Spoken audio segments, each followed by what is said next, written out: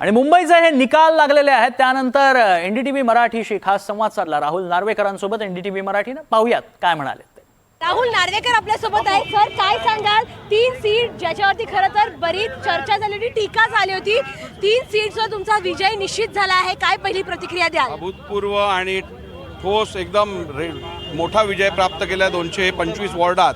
मैत्रीपूर्वक लढत असतानाही या वॉर्डात हर्षिता नार्वेकर या 6000 मतांच्या मताधिक्याने निवडून येताना दिसत आहेत।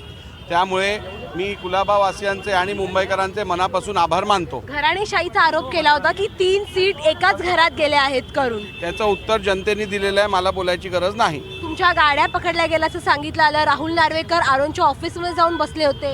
हे सगळे फेक नॅरेटिव्ह जे आहेत ते जनतेने खोडून काढलेले आहेत। आपण बघितलं असेल तर हायकोर्ट आणि इलेक्शन कमिशन दोघांनीही सांगितलं आहे की राहुल नार्वेकरांनी कुठचंही आचारसंहितेचा भंग करण्याचं काम केलेलं नाही आहे आणि त्यामुळे हा फेक नॅरेटिव्ह संपूर्णपणे जनतेने खोडून काढलेला आहे। भाजप मोठा भाऊ ठरला आहे मुंबई महानगरपालिका निवडणुकीमध्ये, आता महापौरही तुमचाच बसणार का? 100% महापौर भारतीय जनता पार्टीचा बसणार।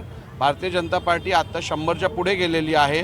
बाकी निकाल आल्यानंतर आपण हे 110 115 पर्यंत पोहोचताना बघू आणि त्यामुळे मला खात्री आहे की भारतीय जनता पार्टीचा महापौर हा आता मुंबई महानगरपालिकेत आपल्याला दिसून येईल। शेवटचा प्रश्न, विरोधकांनी तुमच्यावर टीका केली होती, संजय राऊत देखील त्याच्यामध्ये वारंवार रोज पत्रकार परिषद घेत आरोप करत होते, आता तुम्ही त्यांना काय उत्तर द्याल? मी त्यांना फक्त गेट वेल सून सांगेन। आपण पाहतो आपल्यासोबत होते राहुल नार्वेकर, व्हिडिओ जर्नलिस्ट प्रतीक जाधव सह जुई जाधव, एनडीटीव्ही मराठी, मुंबई।